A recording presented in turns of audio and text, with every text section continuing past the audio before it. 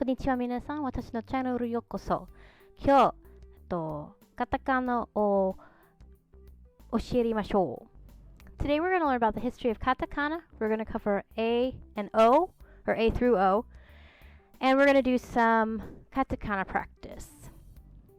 This lesson is going to deviate a little bit from how the hiragana lessons were planned, but that should be okay. I think everyone may like this new format a little bit better.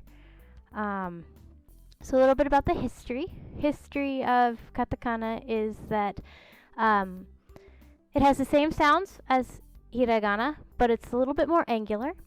And it was originally derived by Buddhist monks and other scholars as a simplified form of kanji.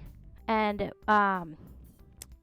so it was a man's writing system, really, whereas hiragana was a female writing system. And you can see evidence of this with Lady Murasaki's The Tale of Genji, or say Shonogon's The Pillow Book. The women really put a lot of effort into creating hiragana. But then in the 20th century and later, this writing system, this katakana writing system, was used for loanwords and automatopoeias and the names of foreign names and places and the names of plants and scientific terms. So as you can see, the pronunciations are the same. Katakana did have a we and a way, but the Ministry of Education in 1946 decided that they were obsolete and nobody uses them anymore. However, if you look down at the bottom of the screen, you will see the katakana characters for we and we. Luckily, those are things we don't have to learn anymore. There is a katakana O, which is particle, for like the particle in hiragana, but this is very unusual to see it. So like I said, katakana and hiragana have the same sounds, so A, I, U, E, O. And as you can see here on the left side of the screen, A is very angular compared to the hiragana, which is very bubbly and kind of fat. It's a fat character. I is very thin, and katakana, again, and hiragana, it's a little bit fatter. U is much more angular than U in hiragana.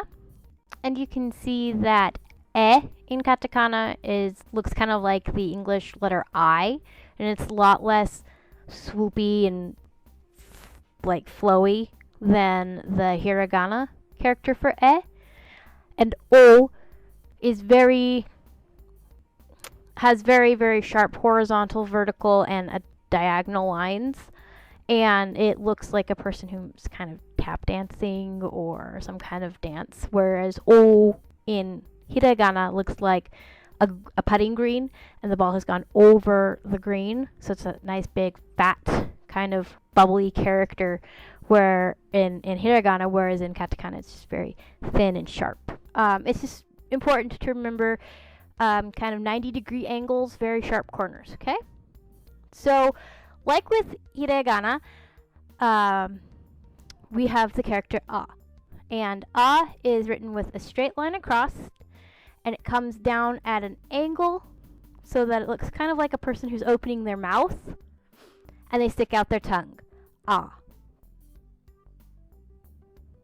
Again, come across, sharp angle, down, tongue comes out of the person's mouth. A. E. E, this is the swoop of the eagle's wing and his leg. Eagle's wing, leg. E. U. Very similar to the U in hiragana. We have the brick that falls on the person who's bending over, and he says oof. This is the brick, and this is a person's arm and his back, and he's bending over. Ooh. E. As you can see, the top line is a little bit shorter than the bottom line. E.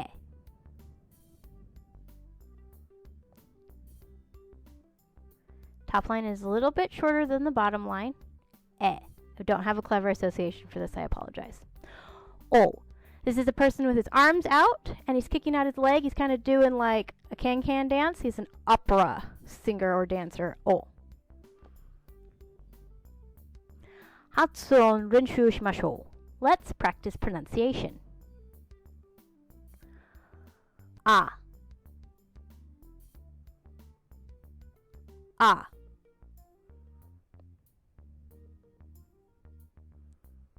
A. A.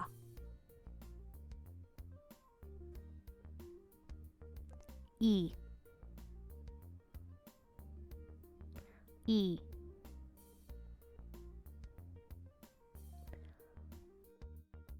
U.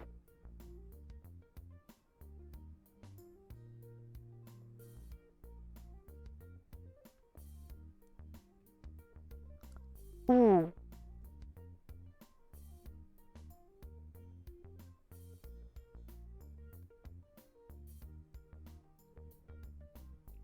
E.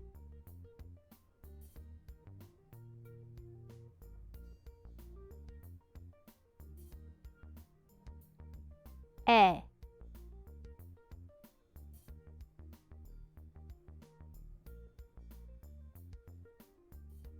O. O.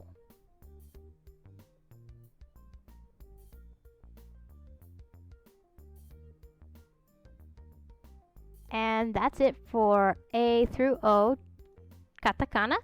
Thanks for watching, and we'll see you next time. じゃあバイバイみんな。